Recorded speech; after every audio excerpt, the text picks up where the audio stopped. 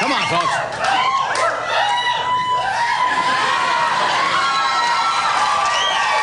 Hey, folks, come on.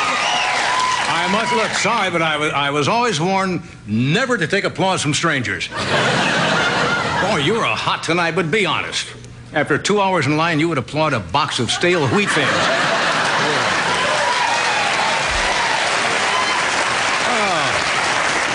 Well, what can we talk about? I guess the big thing in Southern California, we have had what they call a medfly infestation out here. And it's very serious. I guess it could ruin the agricultural business in California. But I'm getting a little worried because they started something a couple of weeks ago. They are subjecting medflies to severe doses of radiation. You heard that? Yeah. And that's getting me to look. I'll tell you what happened. Today they released a medfly whose leg was caught in a bear trap.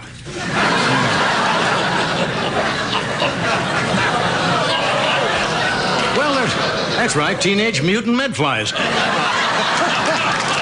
Now to fight, no. Now to fight this problem, you know what they've done? They're raising a standing army, as they call it, of 250 million sterile male medflies, hoping they will breed them out of existence. And this morning, unfortunately, a truck full of them stalled on the Ventura Freeway. Oh. It was a jackknife bug rig.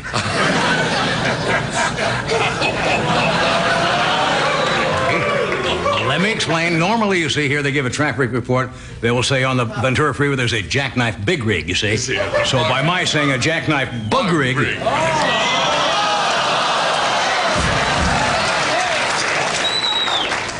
Ah, right. You need little diagrams with these things. How many of you have been watching NBC's Today Show? Say yes, please, but... It's no secret they've been having some problems, and they're doing anything to lure viewers back to the Today Show. Now, this morning, Willard Scott took off his toupee and sat next to Joe Garagiola just so the show would have some cleavage.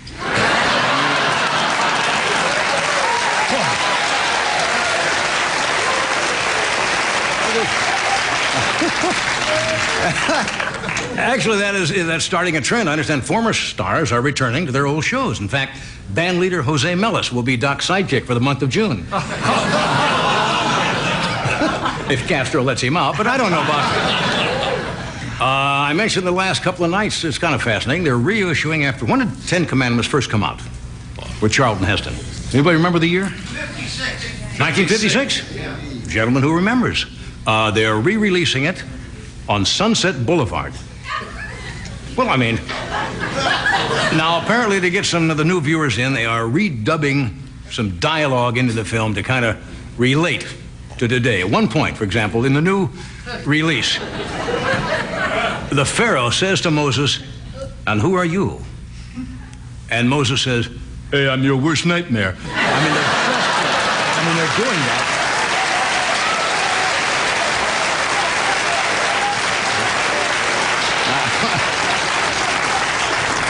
You want to hear something really frightening if you drive at all? This is in the paper today. Apparently, to make better use of their time when they're on the freeways, Los Angeles commuters are loading up their cars with a lot of gadgets, including fax machines. You know, you've seen the cellular phones? And Xerox copiers. Now, doesn't that give you a warm, safe feeling to know you're going down the freeway and an 18-wheeler behind you is driving and trying to set the clock on his VCR? Actually, if you think about it, it comes in handy for L.A. drivers. Now, if you get cut off on the freeway, a guy can fax you a warning shot. I know, no, it's... No.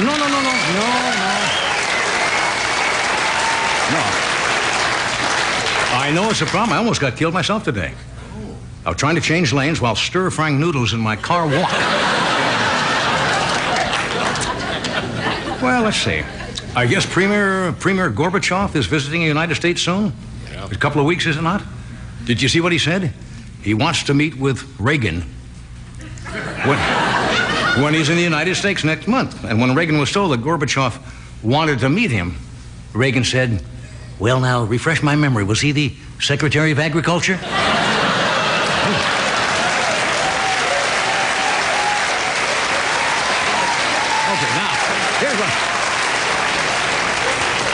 A little more aviation news, a little bit unsettling. You may have read this or seen it on television.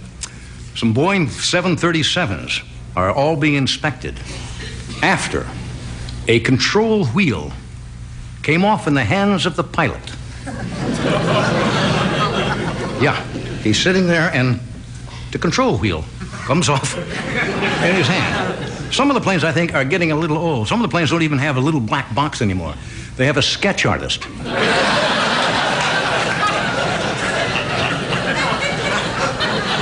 If something goes wrong, he quickly draws the panic in the cockpit. You know. Steering wheel came off in the pilot's hands. How would you like to be sitting and hear over the intercom, if any passenger has any crazy glue, would you come up to the cockpit, please?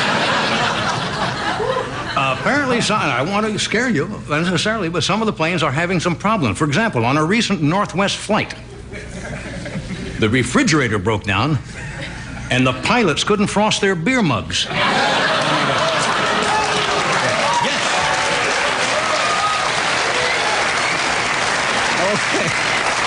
You're in a good mood. We got a good show for you tonight. We have a lovely young actress we haven't seen for a while. Miss Barbara Hershey is with us tonight. We have comedian Jeff Cesario, who's been with us before, very bright. And a gentleman by the name of Dr. Henry Merritt Stenhouse, who just ran for political office, right? He lost. We couldn't have him on before because he was in the middle of this political campaign. The reason we have him here, he's 100 years old. So he is here. So stay where you are and we'll be...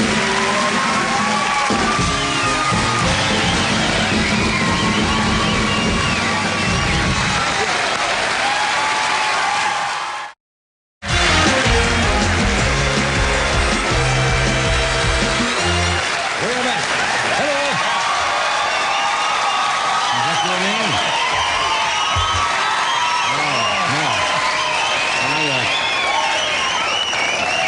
Okay. I made a goof on the show last night. Not the first time I've made a goof on the show, and probably not the last time. We did a number of jokes about the painting that sold back in New York, as you know now, for $82.5 million, right? Right. Mm-hmm. And I said it was sold by Sotheby's auction house, and it's not. It was sold by Christie's. Oh, Christie. Yeah, and they called me today and said it wasn't so, it was off. Now, do you know what? Why it went for 82.5? That wasn't what it sold for. The high bid was $75 million. The gallery gets a commission. Their commission was $7.5 million. Whoa. Now that's for standing there. Yeah. Going, do I hear 20 million? Do I hear 25? Do I hear 30? 75, bang, that'll be $7.5 million.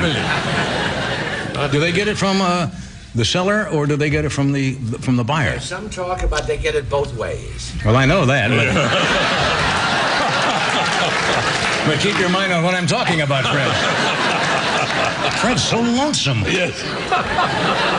No, I don't know whether they get the commission from the... I would guess the commission's got to be paid by the person who sells the painting. Right.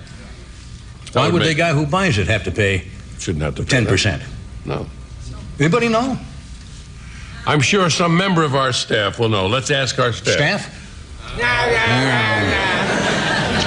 Apparently they don't know. Well, we'll find out, and tomorrow somebody's going to call us. Tell us. I would guess. Honey, do you know what it is? I personally believe it's none of our business, John. It is our business. They made a Sure. big thing about selling this. Is the highest. This is the Van Gogh's irises went for $50-some million. Did Christie's call you today? Somebody, you know, They'll call you my tomorrow. secretary Pam said, I guess they were put off that I mentioned Sotheby's rather than Christie's. Well, that's the way the world goes. Well, I'm steamed. Now I'm steamed. And I'm going to tell you another reason I'm steamed, folks. I mean, this is a comedy show, and I'm an entertainer, but once in a while I'm sufficiently outraged by an injustice, and I feel compelled to take a stand. There was an item in the Wall Street Journal a couple of weeks ago. Now, most of the people in this town would have passed it by without giving it a second thought. But not you. Well, most people in this town would run over somebody without giving it a second thought, but that's another story, and a longer one. The article, we're going to show you that, watch the monitor, this is the article, and let me read it to you. Says the cost of laughing rose 9.4% in 1990 due to increases in the cost of rubber chickens and other humor items. Calling the foul price increases no laughing matter, humor consultant Malcolm Kushner says rubber chicken prices are up 33% in 3 years. Yes, while dancing chicken telegrams are up 18%. Now. This Smiley is out of control. I'm serious. Laughter is a universal thing, and the people who have to go out and work and see the price of rubber chicken skyrocketing, especially the younger comedians, just may not be able to think about them in Europe, where comedians don't have rubber chickens. I mean, I'm really outraged at this. Did we get this? This came from where? Princeton? Shows the price increases of a brand new Ferrari compared to a brand new rubber chicken. And you can see... Wow, there's the difference right there. Look at that. That's right.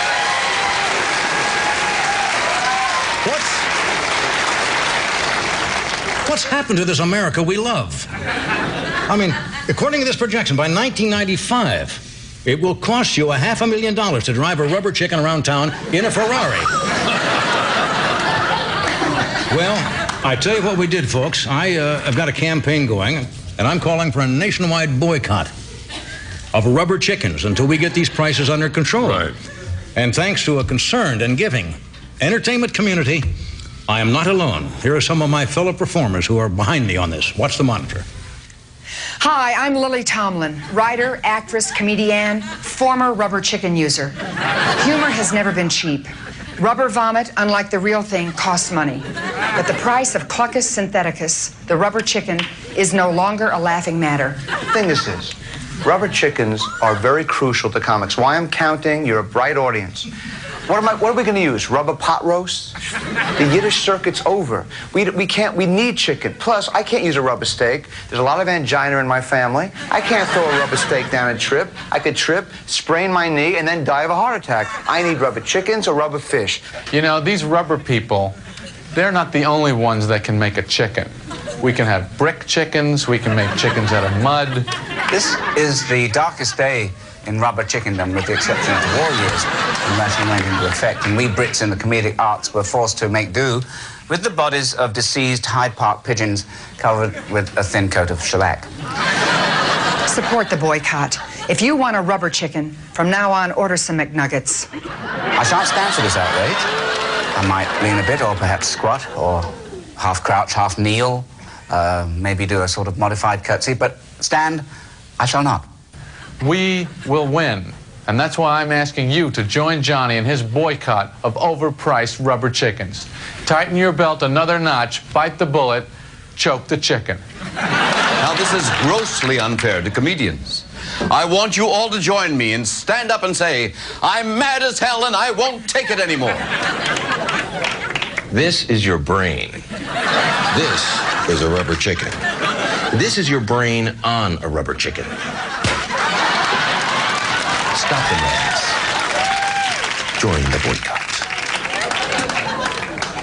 No more rubber chicken jokes until we get the price back where it belongs.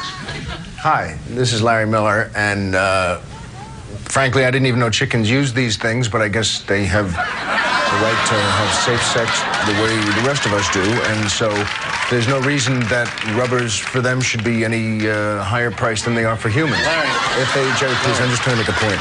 And that's why if chicken rubbers are any more expensive, they have to make them smaller, the degree of difficulty. Jerry, would you please let me finish and making a public service announcement? If Johnny is behind this, I'm behind it too. And that's why chicken They're not rubbers... using rubbers, Larry. Chickens are not using rubbers. Well, maybe it's now rubber they'll start. chickens. What? These are actual rubber chickens. Not, Rubber chickens? Yes. Not chicken rubbers? No. Well, I'm behind that too. Rubber chickens? Yes, of course, rubber chicken.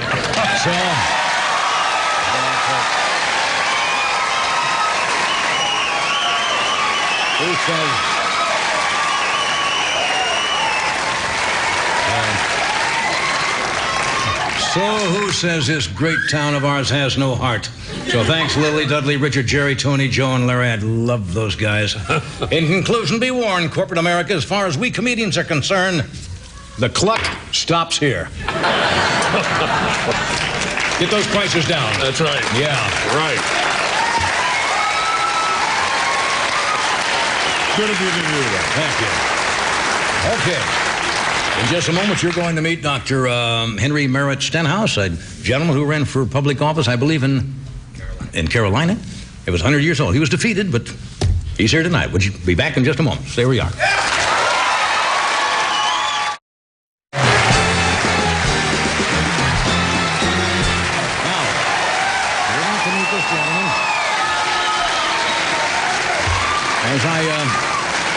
As I mentioned earlier, my first guest decided to run for Congress this year. Unfortunately, he wasn't elected, but we still thought you would like to meet a man who decided to toss his hat in the political ring not long after his 100th birthday. He's from Goldsboro, North Carolina. Would you welcome, please, Dr. Henry Merritt Stenhouse.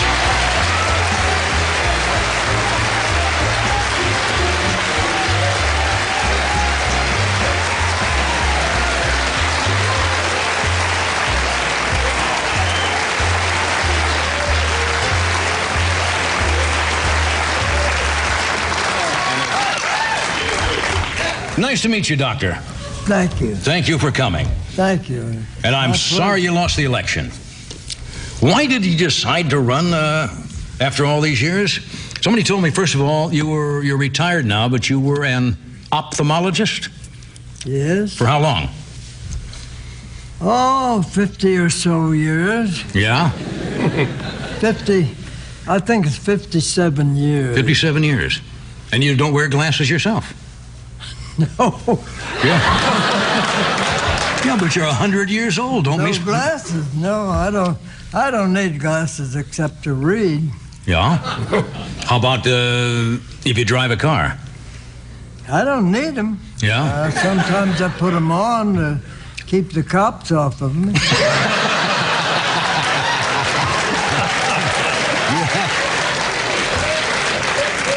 When you go in to get your driver's license renewed, do they make you take an eye test?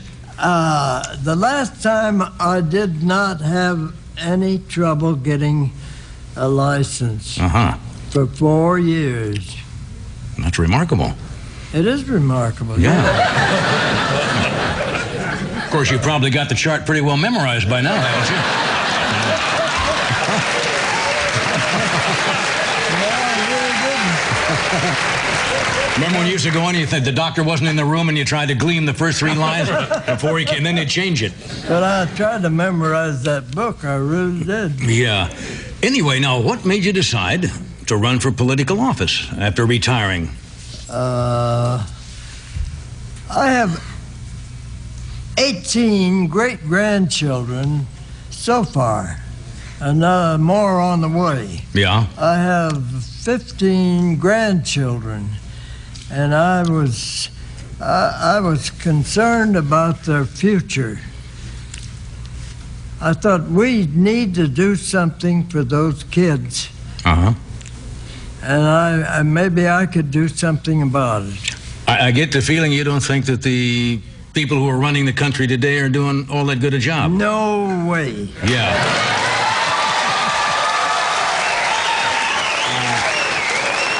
Okay, now. But have you had any experience in politics? No. I ran one time for the state senate. And of course, one of my sons-in-law says, "Sten, you haven't got a chance. That guy, he's going to win it." Right. He was a Democrat. He had it made. But I thought maybe I could make a showing. Right. Didn't work out too good, huh? Didn't work out. Yeah. But he's one of my good friends now. Yeah, well, that's good. So now you decided to run for Congress this last time. Yeah, I decided this time I wasn't going to ask for the top job. Yeah, just kind of... But, you know, political campaigns today are very expensive. A lot of people say politicians have to spend too much money. They raise money from, what do they call them, political action groups and all that. How did you finance this? I paid for it myself. I had contributions from people that I had never known. Mm-hmm. But I put it in a separate account, in a bank account, and I don't know what's going to happen to it eventually, but I have not used it. You didn't spend any of the money on campaigning? No, I spent my own money. Well, that's a nice thing. Maybe more politicians ought to do that. I don't think that you can cure diseases by throwing money at them. I think you're probably right. You know, they always think that if you raise enough money, you're going to find an answer. Not necessarily true, right?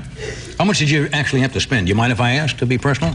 Well, I don't know the exact amount, but over $4,000. Yeah, well, that's your own money. We're going to take a break and come back, and we'll talk some more politics. Don't stay where you are.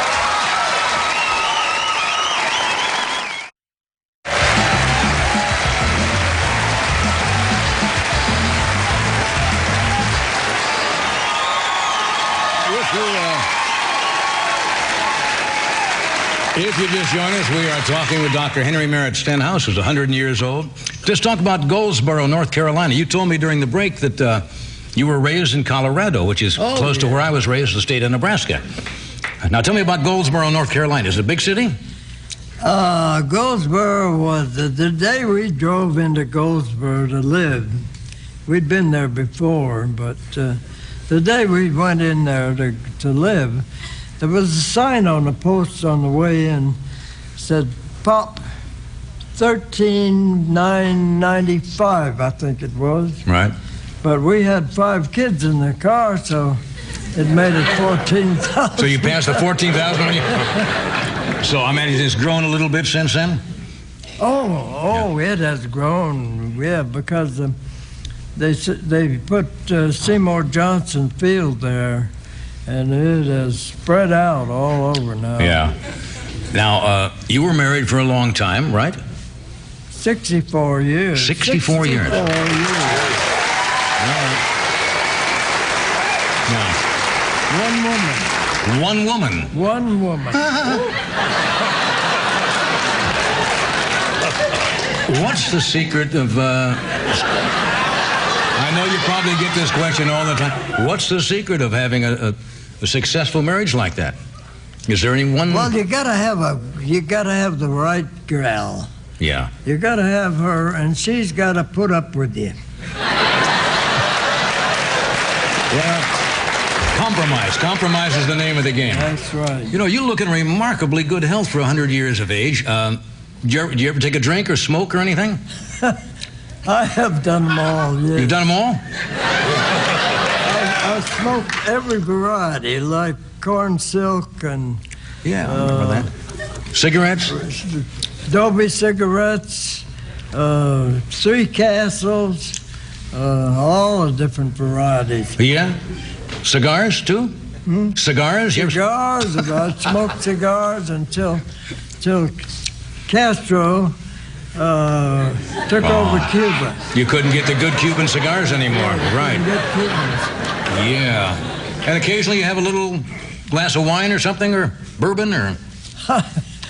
I have two drinks every day, about 5 o'clock. Just 5 o'clock. I usually wait until 5. Uh-huh. Yeah, you don't want to fall in any bad habits. Yeah. That'd be terrible at your age to start drinking before 5.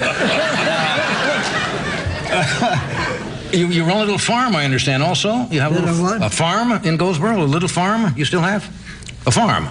Or you still live? Do you work on the farm? The farm? Yeah. Oh. You're thinking about getting that drink, aren't you? No, I have a farm about 7 miles out of town. Yeah.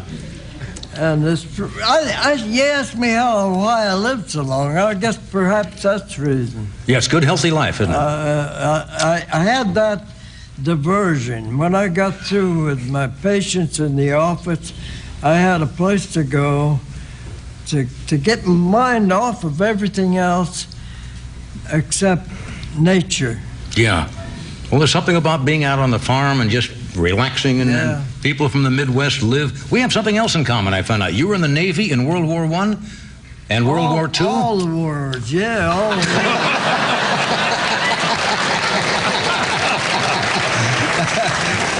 World War I and II. What'd you do in the Navy, Doctor? I was a medical officer. Were you? Yeah. Yeah. Now, you see friends frequently in Goldsboro? Do you have a kind of a regular routine you do now? Are you going to try political office again? Or have you given it up? I don't think so. Yeah. I don't think so. Yeah. I've had it. Yeah. Well, I almost hate to ask this question, but do you ever watch this show? I used to watch it before I quit looking at television. When did you quit looking at television? I don't know, but... First World War, maybe? Something like that? Those doggone announcers, not announcers, but the news guys, they try to tell you everything you know what you ought to do. Yeah. I got sick and tired. I could figure it out what to do myself.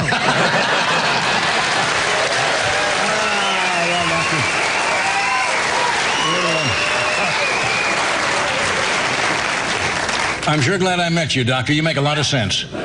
You're a remarkable man, and we thank you. Did you have a nice flight out from Goldsboro? Did you have a good time coming out here? We had a good flight. Yeah. But we had to wait. The plane was late. And steering wheel came off in the guy's hand, didn't it? No, they didn't have any accidents. Yeah, I was just teasing. It was nice. Well, it's a pleasure to meet you, and I wish... Come and see us in Goldsboro. That would be a very nice offer. I thank you, Doctor. Yeah. Thanks for being here. We'll be right back.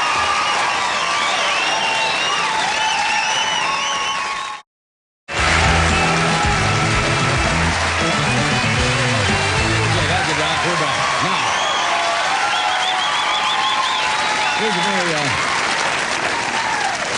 here's a very lovely and talented actress. She's made movies like Hannah and Her Sisters and Beaches. She's starring in a television movie called A Killing in a Small Town, which I think is based on a true episode. She's going to air Tuesday, May 22nd on, as they say often, another network. Would you welcome Barbara Hershey?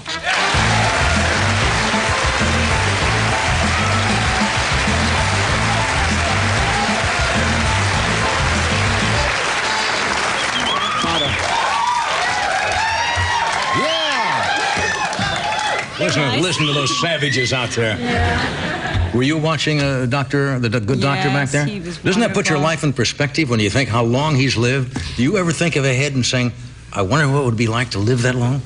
Yeah, I look forward to it. Yeah.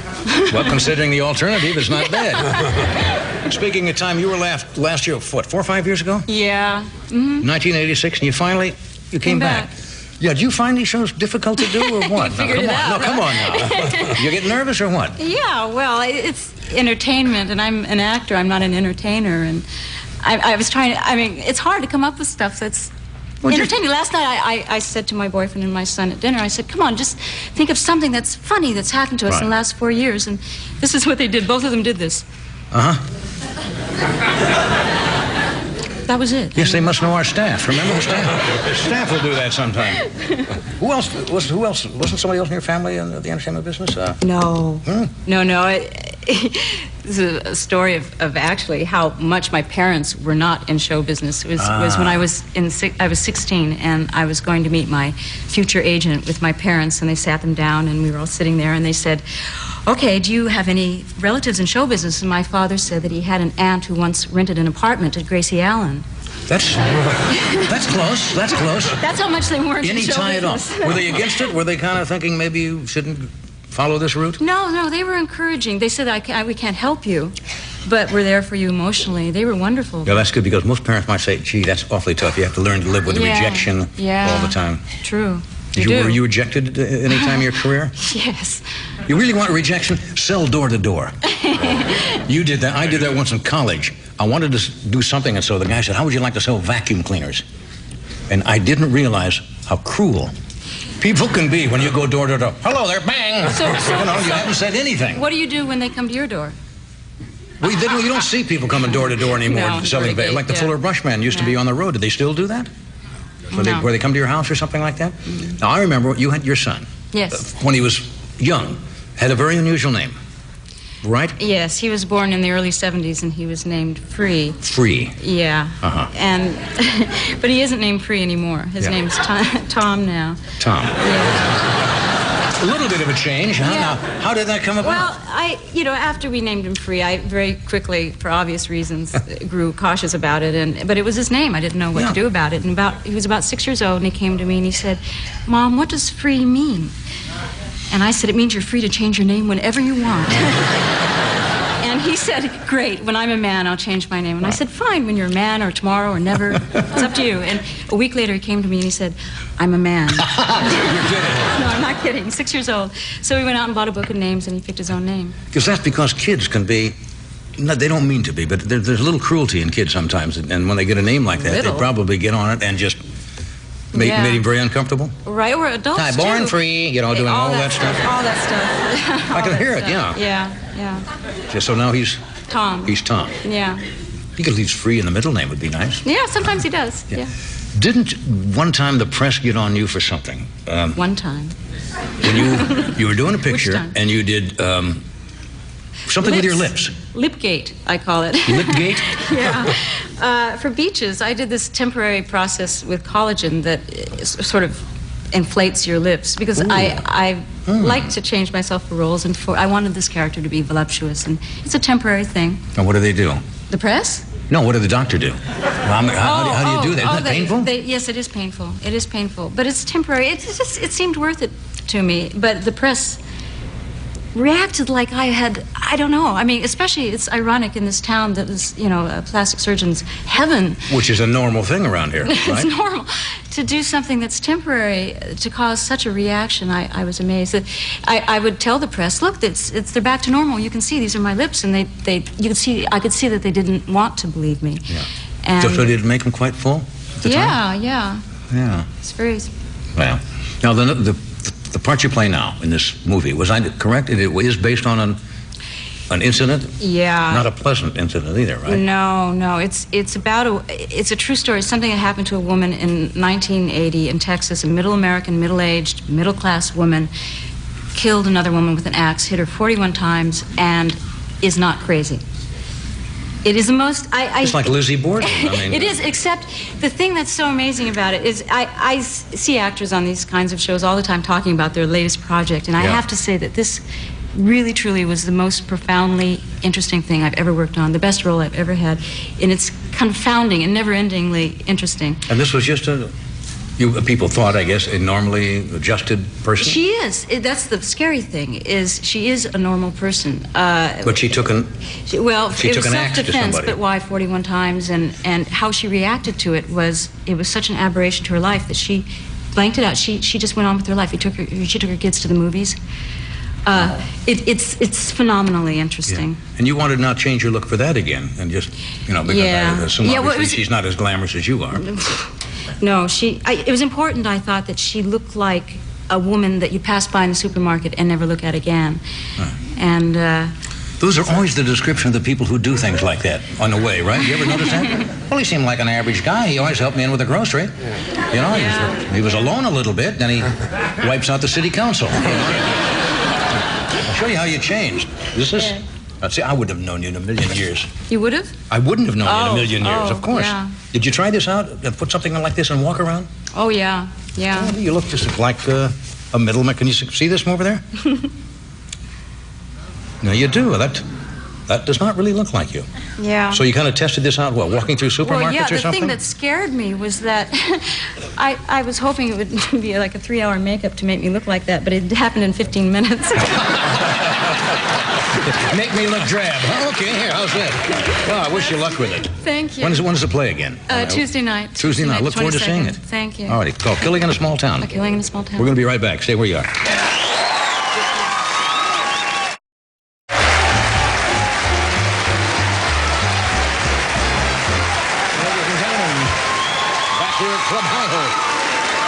Okay.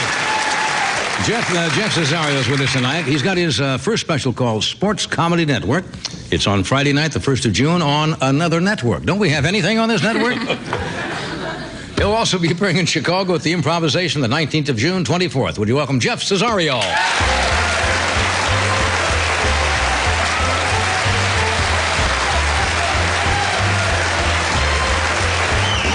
Thanks, Fred. very much. Great crowd. It's summertime, of course, and I'm single, which means actually that I'm scared. Because this is the time of year I have to go to my married friends' homes and watch them barbecue. Married guys love to barbecue. It's not the taste, it's the concept of cooking with liquid explosives that they love. The longer they're married, the higher they want that flame. 80, 90 feet in the air. They're not satisfied till they have to light a backfire to prevent the barbecue fire from engulfing the house. Just standing there with their poor kid. Jesus, Jimmy, the ones on the outside are done. Get Daddy's asbestos suit. I'm going in after him. I'm originally from Wisconsin and Italian, which means, of course, my favorite food, cheese pizza. There you go. I'm looking. I can't find pizza out here. I've been here 7 years. No good pizza in California. I'm looking. I'm trying. I went to some joint called Chuck E. Cheese. I didn't know. I walk in the door, bingo, there's dancing bears, roller coasters, skeet shooting, some sort of Las Vegas daycare center. I have no idea what this place is. It's weird. It's true. Then the only other extreme they have out here, they have the Beverly Hills Pizza Boutique. That's where they cut the pizza right at your table with an arrowhead from an Indian burial ground. I try to order a plain pizza at one of these joints. A woman actually comes over to my table and she says to me, "Would you like smoked salmon on that?" I said, "No! I won't smoke salmon on a paper plate at a wedding. I want sausage on a pizza. I'm Italian. There's no pineapples in Italy."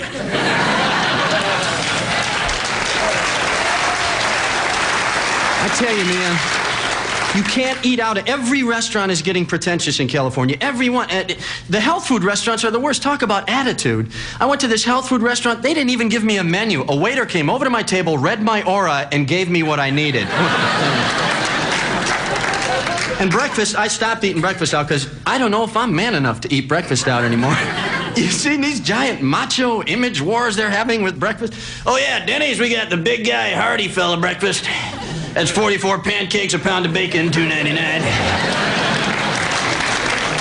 They got the big guy, hearty fella. They got them all. They got them all. They won't stop you. Then over at Big Boy, we got the Super Jumbo He-Man's breakfast platter. That's a side of beef wrapped in an omelet. That's $3.90. What kind of job do you have where you can justify eating this much food for breakfast? You better have a tractor in the parking lot that you have to pedal to get to work. But it's never those macho guys, boy. It's always some wiener bank accountant. "Yeah, can I get the Super Jumbo He-Man's breakfast platter?"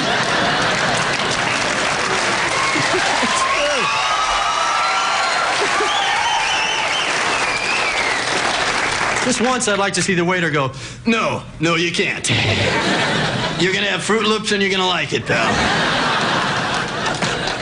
I don't shop for myself at all. I don't know where anything is in the market. I went looking for raisins the other day in the supermarket. I figured, duh, raisins are fruit. So I go over by the fruit to look for the raisins. I'm there 15 minutes. No raisins. I still don't know where the raisins are in the supermarket. You know something? They don't know where the raisins are in the supermarket. You can freak out a grocery store clerk. Just walk right up to them and go, "Excuse me, where are the raisins?" "Raisins? Raisins?" I quit. They take off the apron and get the hell out of the store. I don't know what the deal is, man. The only time I ever find the raisins is strictly by chance. I find them when someone else has had them in their basket, decided not to buy them, stuck them up on a shelf where they don't belong. And then I come along, kitchen cleanser, raisins!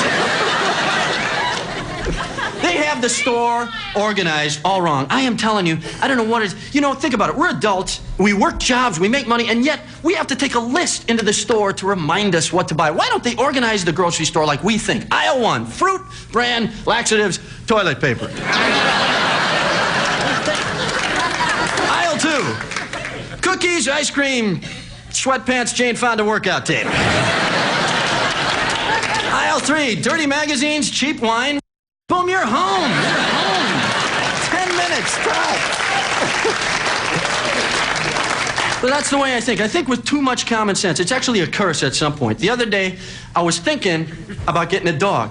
I thought Alaskan Husky. Then I think, wait a second, my apartment's too small. Wouldn't be fair to the dog. I'm going to wait till I get a house. Then I think financially, a house, few years off. Besides, if I ever get a house, I'm going to need someone to watch the house while I'm out of town working. And then I think, at this stage of my life, I don't want a guy roommate. I want a girl, a woman, a girlfriend, someone I can build my life around. And then I think, what an incredible hassle just for a dog.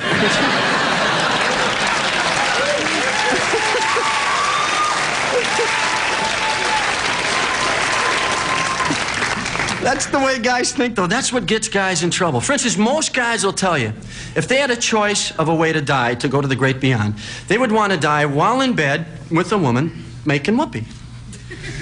Which is great. For the guy. For the woman, let's be honest, it's a total drag, okay? For her at this point, she has really two choices. Number one, she's totally mortified and she avoids sex the rest of her life. Or number two, she is walking around with an inordinate amount of confidence. Hey, Denise, what's happening? Oh, nothing. Last night I killed a man.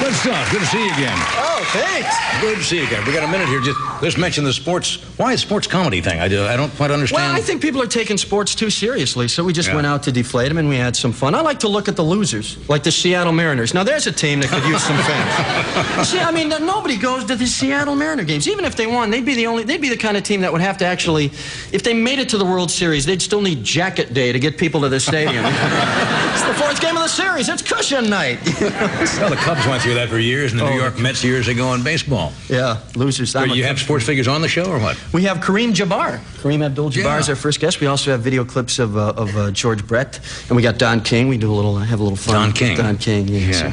That's great. Looking forward to it. That's on when? Did we it's on June 1st on another network, the Sports Comedy Network. Another network. I guess you can look that up. We're going to take a break. We're coming back.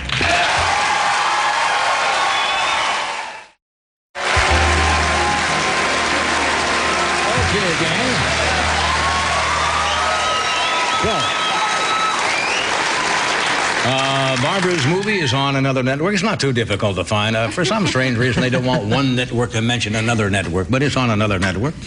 And it's on on Tuesday the 22nd, which is coming up, right? Yep. So look it up. How far wrong can you be? If it's not on this one, that leaves two networks left. ABC or CBS. So, can't take you long to look that up.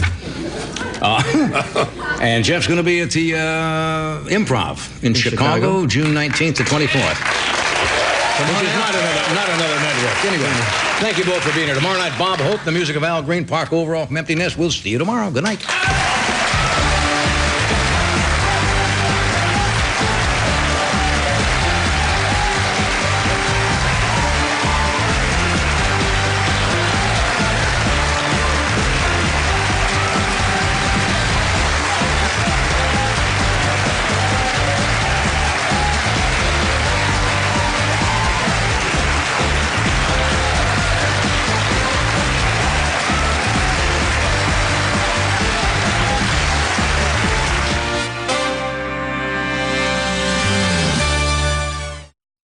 I'm humbled by that applause.